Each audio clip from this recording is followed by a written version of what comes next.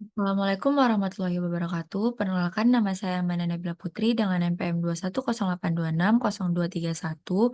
Pada hari ini saya akan mempresentasikan untuk kebutuhan remediasi pada blok tumbuh dan kembang tentang kwashiorkor.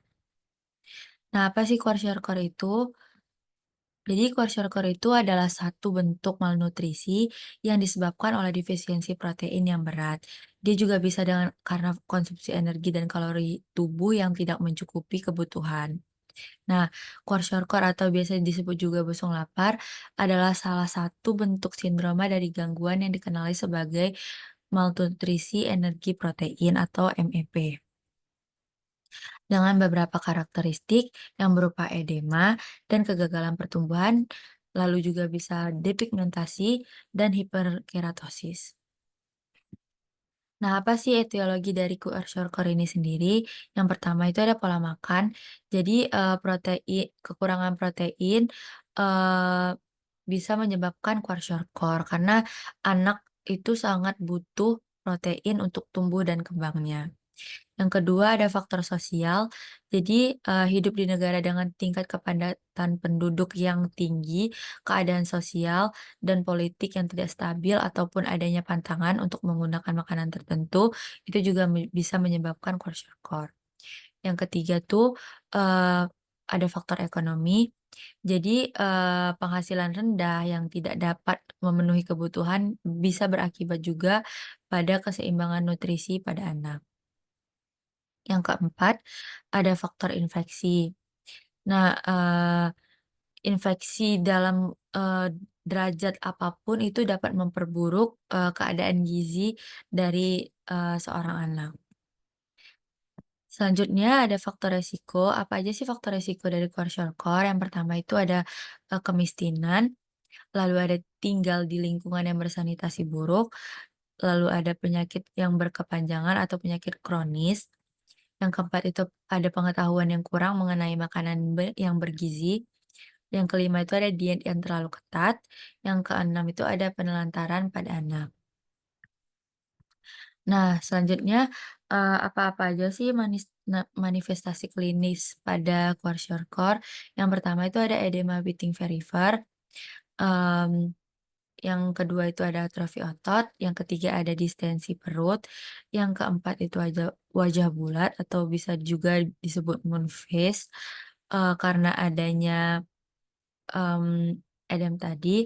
Lalu, ada kulit tipis, kering, lalu kulitnya mengelupas, lalu bisa juga hiperpigmentasi.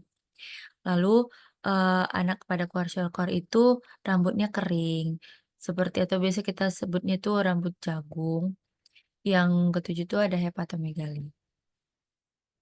Nah, bagaimana sih, cara menegakkan diagnosa dari, anak yang kwashiorkor ini? Yang pertama itu kita bisa menganamnesis pasien terlebih dahulu, kita tanya identitasnya, riwayat penyakitnya yang sekarang, riwayat kesehatannya gimana.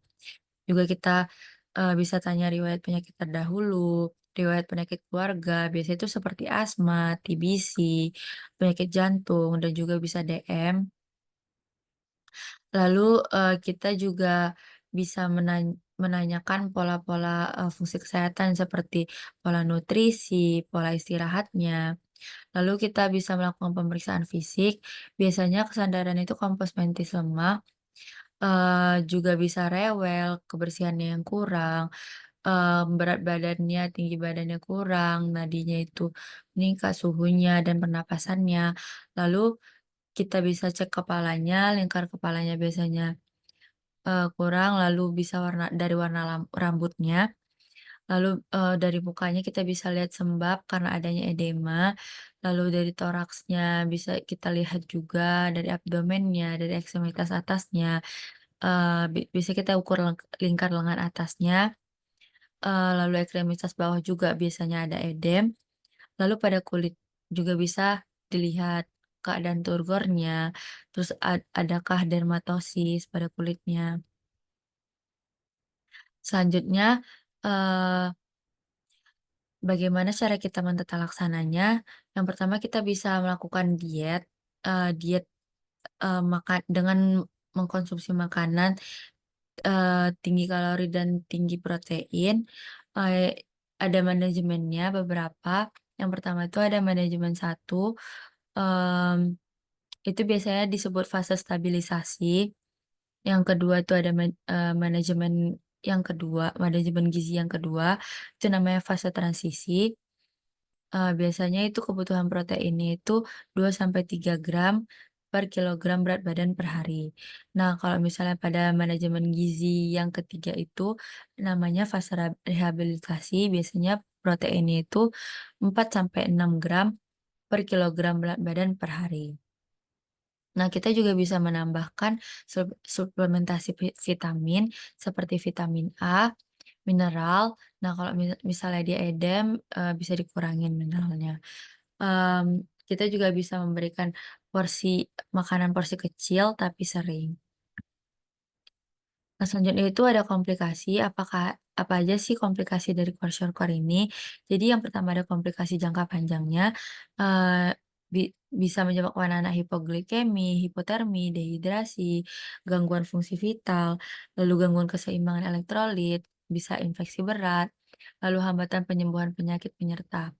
Nah, untuk mengurangi, komplikasi ini, kita bisa mencegah dari hipoglikemi, hipotermi, dan dehidrasi. Nah, selanjutnya itu ada komplikasi jangka panjangnya, itu bisa menyebabkan tubuhnya pendek, terus juga bisa menyebabkan berkurangnya potensi tumbuh kembang anak.